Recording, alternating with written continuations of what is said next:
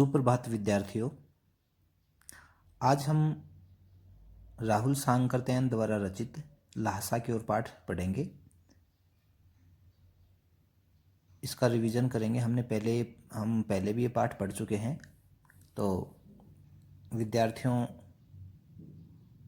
को पुनः समझाने के लिए हम ये पाठ पढ़ेंगे। तो सबसे पहले इसमें राहुल सांकृत्यायन का जीवन परिचय देखते हैं। ये बड़े विद्वान आदमी हैं। तो देखिए चलिए, राहुल सांकृत्यायन का जन्म 1893 में उनके ननिहाल गांव पंदहा, जिला आजमगढ़, उत्तर प्रदेश में हुआ था। इनका मूल नाम क्या था? केदारनाथ पांडे था। और इन्होंने लास्ट में बौद्ध धर्म ग्रहण कर लिया था। और इन्होंने घुमक्कड़ शास्त्र के बारे में ज़्यादा लिखा है। तो इनका जन्म कहाँ हुआ है? उनके ननिहाल गांव पंदहा, जिला आजमगढ़, उत्तर प्रदेश में हुआ है। कहाँ हुआ है? पंदहा गांव, जिला आजमगढ़, उत्तर प्रदेश में हुआ है। उनका पैतृक गांव कनेला था। पैतृक गांव क्या था? कनेला था।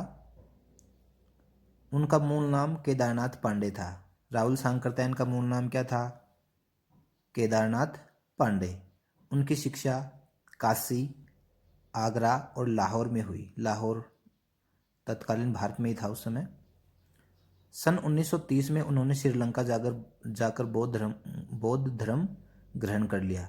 राहुल सांकृत्यायन ने बौद्ध धर्म कब ग्रहण किया? 1930 में। राहुल सांकृत्यायन ने बौद्ध धर्म कहाँ ग्रहण किया? श्रीलंका में।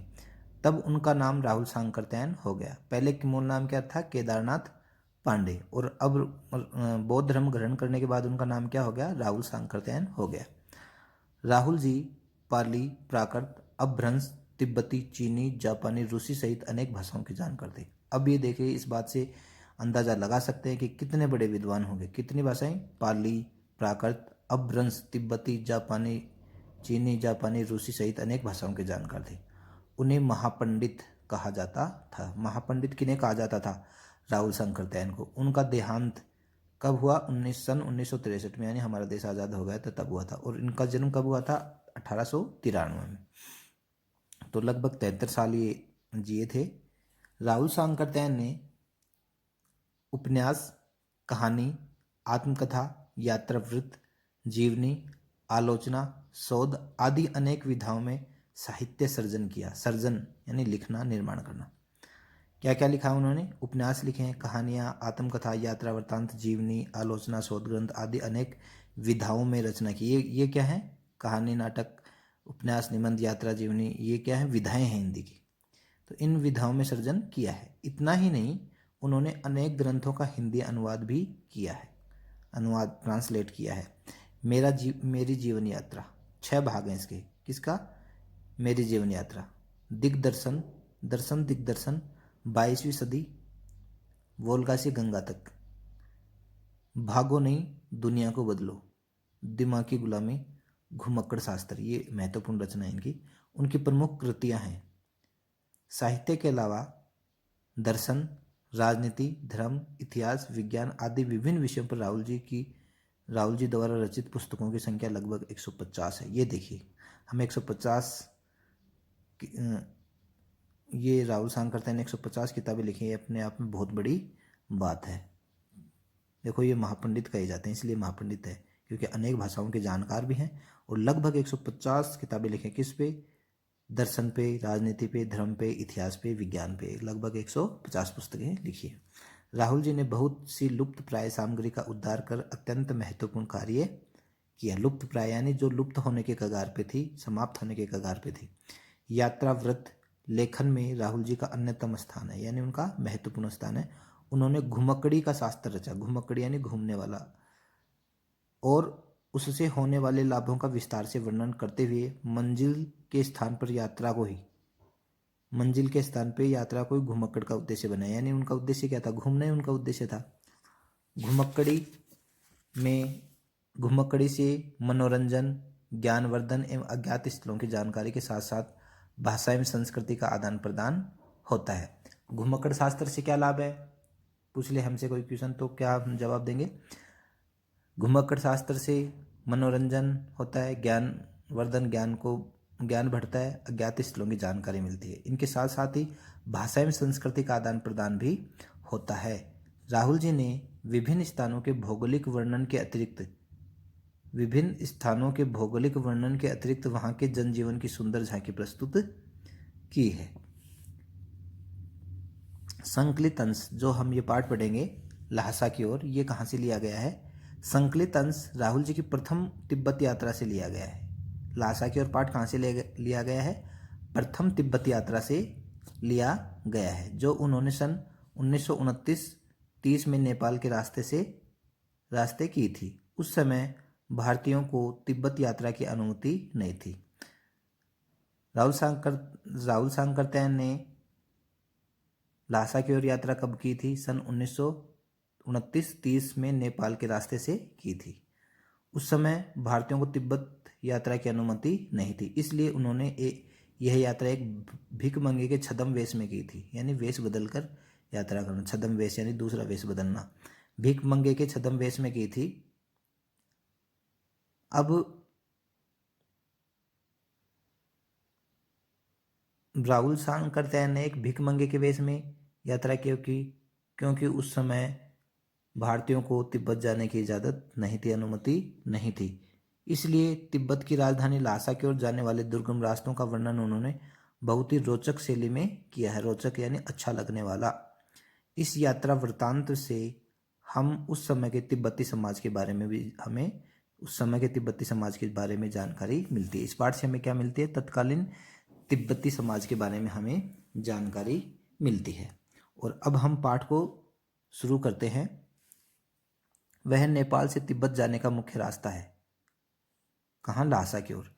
फरी कलिंगपोंग का रास्ता जब नहीं खुला था तो नेपाल ही नहीं, हिंदुस्तान की भी चीज़ें इस रास्ते तिब्बत जाया करती थी। कौन से रास्ते? नेपाल के रास्ते। यह व्यापारिक ही नहीं, सैनिक रास्ता भी था, इसलिए जगह जगह फौजी चौकियां और किले बने हुए थे जिनमें चीनी पलटन रहा करती थी। चीनी पलटन यानी चीन की सेना रहा करती थी। आजकल बहुत से फौजी मकान गिर चुके हैं। क्यों? क्योंकि वो पुराने हो चुके हैं। दुर्ग के किसी भाग में वहाँ के किसानों ने अपना बसेरा बना लिया है। दुर्ग क्या है? जिनमें चीनी पलटन रहा करती थी, फौज रहा करती थी। वहाँ घर कुछ आबाद दिखाई पड़ते हैं। ऐसा ही परित्यक्त यानी त्यागा हुआ। परित्यक्त का क्या मतलब है? त्यागा हुआ। देखो, परि उपसर्ग है, त्यक्त त्यागा हुआ। एक चीनी किला भी यहाँ है। हम वहाँ चाय पीने के लिए ठहरे। कौन? राहुल सांकरत्यायन और उसका मित्र सुमति। राहुल सांकरत्यायन के साथ था सुमति, वो चाय पीने के लिए ठहरे। तिब्बत में यात्रियों के लिए बहुत सी तकलीफें थी। तिब्बत में यात्रियों के लिए क्या था? बहुत सी तकलीफें थी और कुछ आराम की बातें भी थी।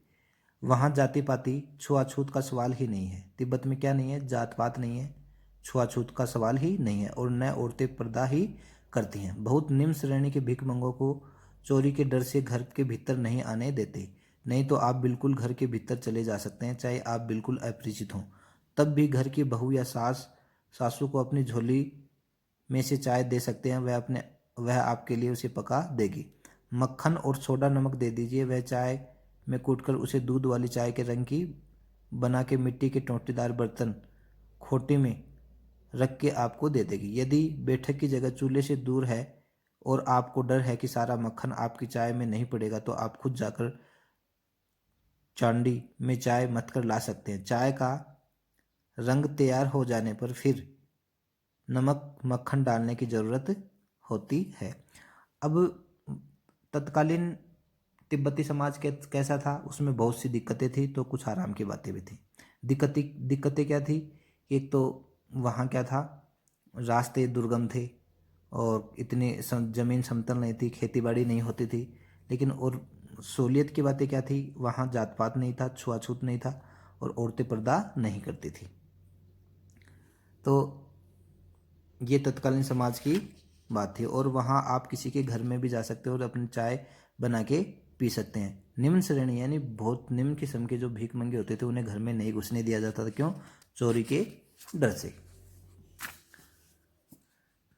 परित्यक्त चीनी किले में जब हम चलने लगे तो एक आदमी राहदारी मांगने आया। राहदारी, रंगदारी। राहदारी यानी राह में वसूला जाने वाला ज़बरदस्ती का पैसा जो गुंडागर्दी के बल पे वसूला जाता है। हमने वह दोनों चिट्ठियाँ उसे दे दी।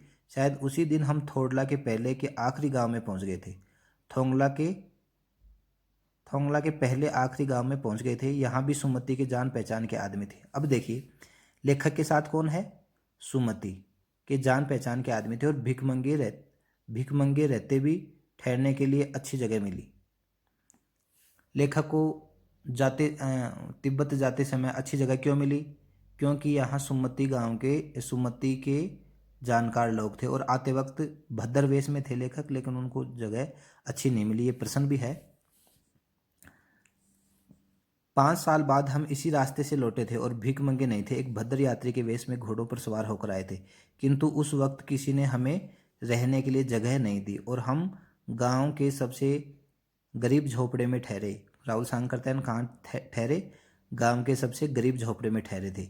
बहुत कुछ लोगों की उस वक्त की मनोवृत्ति पर निर्भर है, खास कर शाम के वक्त छंग पीकर बहुत कम होश हवास को दुरुस्त रखते हैं, यानी छंग पीते हैं वो लोग। तिब्बती लोग क्या पीते हैं? छंग पीते हैं। अब यहाँ एक प्रश्न बनता है कि जाते समय लेखक को ठहरने के लिए अच्छी जगह मिली और लौटते समय उनको भद्रवेश में होने पर भी अच्छी जगह नहीं मिली। इसका क्या कारण था? क्योंकि जाते समय लेखक के साथ कौन था? सुमति के जान पहचान के लोग थे। तो विद्यार्थियों आज ये पाठ इतना ही पढ़ेंगे।